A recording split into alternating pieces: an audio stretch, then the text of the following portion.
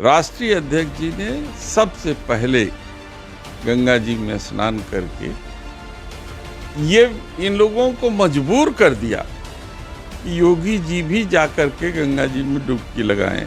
जिसे भी हमारे धर्म में आस्था होगा वो आस्था के साथ डुबकी लगाएगा और वो मन को शांति प्राप्त करेगा। हम भी चाहते 50 करोड़ आवे, लेकिन इसकी मार्केटिंग जब सरकार करने लगती है तो सवाल वहां खड़ा होगा। आस्था का मार्केटिंग नहीं किया जाता। महाकुंभ को लेकर तमाम लोग इस समय कुंभ क्षेत्र में पहुंचे हुए हैं।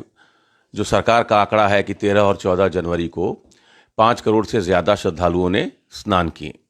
7 करोड़ ये संख्या पहुंच गई है। जब हम बात कर रहे हैं चंदौली के सांसद वीरेंद्र सिंह जी से, आपके राष्ट्रीय अध्यक्ष को यकीन ही नहीं है कि 5 करोड़ लोग स्नान किए 13 और 14 जनवरी को। वो कह रहे हैं कि सरकार फर्जी आंकड़े जारी कर रही है, ट्रेनें तमाम खाली जा रही हैं। गोरखपुर से जो प्रयागराज के लिए ट्रेनें वो खाली जा रही है, तमाम ट्रेनें खाली हैं।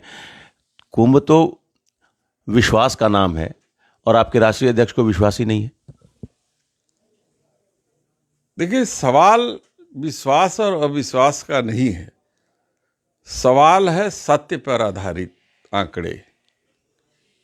मैं नहीं कहता हूं कि आंकड़ा उन लोगों वो किस तरीके से इकट्ठा किए, क्या किए रहे, इस पर कोई सवाल खड़ा नहीं कर सकता। सवाल तब खड़ा करता है जब ये लोग किसी भी मुद्दे को घुमा करके राजनीति की तरफ ले आते हैं। राष्ट्रीय अध्यक्ष जी ने सबसे पहले गंगा जी में स्नान करके ये इन लोगों को मजबूर कर दिया कि योगी जी भी जाकर के गंगा जी में डुबकी लगाएं। योगी जी तो हर कुंभ में डुबकी लगाते हैं। जब वो गोरखपुर के सांसद थे तब भी, मुख्यमंत्री थे तब भी। वही बताइए, तो मुलायम सिंह जी भी लगाते थे, तो काहे के लिए ये राजनीतिक बात लोग करते थे।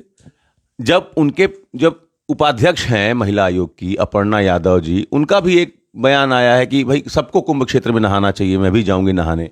लेकिन जब आपके राष्ट्रीय अध्यक्ष आंकड़ों पर सवाल खड़े करते हैं, उनके हरिद्वार में भी जाके नहाने पर सवाल खड़े हो रहे हैं, हालांकि पारिवारिक मुद्दा बताया जा रहा है। देखिए, गंगा जी हमारी गंगा माँ है।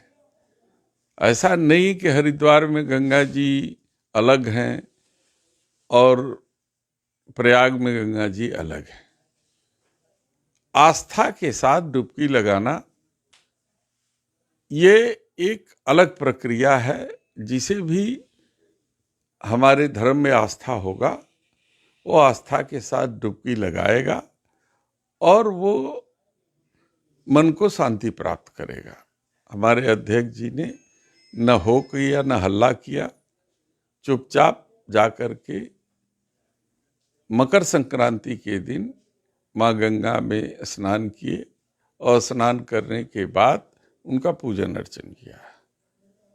तो सरकार जब कह रही है कि 40 करोड़ लोग कुंभ में आएंगे, तो आप मान रहे हैं ना कि 40 करोड़ आएंगे?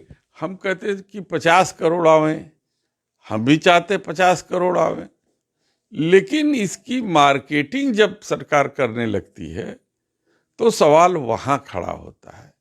आस्था का मार्केटिंग नहीं किया जाता है, आस्था पर विश्वास किया जाता है। और आस्था का डुबकी विश्वास के कारण लोग जाते हैं, करोड़ों लोग जाते हैं और जाकर के और प्रयागराज में डुबकी लगाते हैं। भूपेंद्र चौधरी जी जो बीजेपी के बड़े नेता हैं, प्रदेश अध्यक्ष हैं, वो कह रहे हैं कि चूंकि समाजवादी पार्टी के शासनकाल में जो कुंभ हुआ उसमें कई लोगों की जान चली गई, अब जब इतना अच्छा कुंभ हो रहा है तो समाजवादी पार्टी के नेता देख नहीं पा रहे हैं। ऐसा है कि सब आप लोगों की देन है।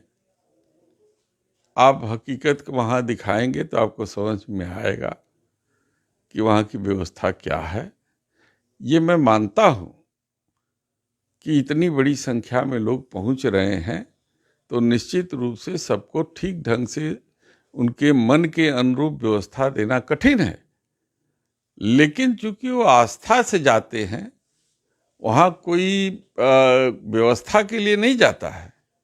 उनको आवश्यकताएं की जो जरूरत है वो सरकार मुहैया करा रही है और कोई भी सरकार होती उसको मुहैया उसे कराता ही।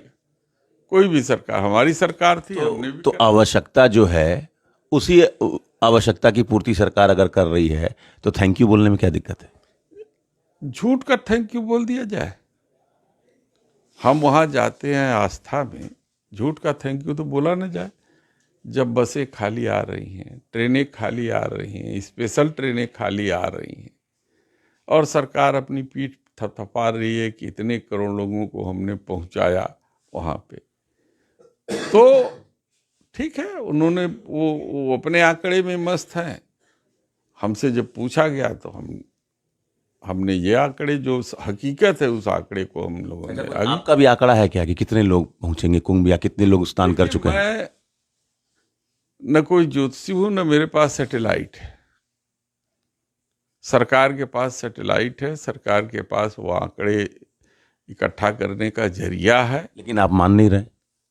ये हमारा जो एक अनुभव है इतने सालों का, क्योंकि मैं भी हर कुंभ में जाता हूँ और हर कुंभ में स्नान करता हूँ और पूरे परिवार के साथ स्नान करता हूँ। लेकिन जो आंकड़े सरकार दे रही है उस आंकड़े पर भरोसा नहीं है। आखिरी सवाल, मिल्कीपुर उपचुनाव को लेकर भी आपको भरोसा नहीं है? आप कह रहे हैं कि अधिकारी अपने हिसाब से रखे हैं सरकार ने, बीजेपी ने। देखिए, हम भी प्रभारी रहे हैं मझवा के। जिस तरीके से उपचुनाव सरकार ने कराई उसका अनुभव मुझे भी है कि जीती हुई जो है समाजवादी पार्टी का जो प्रत्याशी है, जीता हुआ था, और किस तरीके से इन लोगों ने जोर जबरदस्ती पुलिस और तंत्र के बल पर वहाँ पर लोगों को वोट डालने से रोका गया। ये सारी चीज़ें सबके सामने हैं, आपने भी देखा है, हमने शिकायत इसकी चुनाव आयोग में भी किया था। उसी के अनुभव के आधार पर लग रहा है कि ये लोग तंत्र का प्रयोग करेंगे, लेकिन इस बार कार्यकर्ता इसका जवाब देने के लिए तैयार रहेंगे। मतलब कि बीजेपी वहाँ मनमाना ढंग से चुनाव कराएगी? आपको लगता है कि बेईमानी करने की तैयारी है, ये आप आरोप लगा रहे हैं? आपने देखा नहीं कि पिस्तौल तान करके मतदाताओं को रोका गया? यही लोकतंत्र है। चलिए, तो मझवा की तरह मिल्कीपुर में भी बीजेपी बेईमानी कर सकती है, ये एक बड़ा आरोप चंदौली के सांसद लगा रहे हैं। लेकिन समाजवादी पार्टी इसको लेकर सतर्क है। कुंभ के जरिए सरकार मार्केटिंग कर रही है। जो आंकड़े जारी किए जा रहे हैं सरकार की तरफ से, समाजवादी पार्टी के सांसद उस आंकड़े को नहीं मान रहे हैं, कह रहे हैं ये फर्जी आंकड़े हैं। Amit Singh, TV9 UP, Varanasi.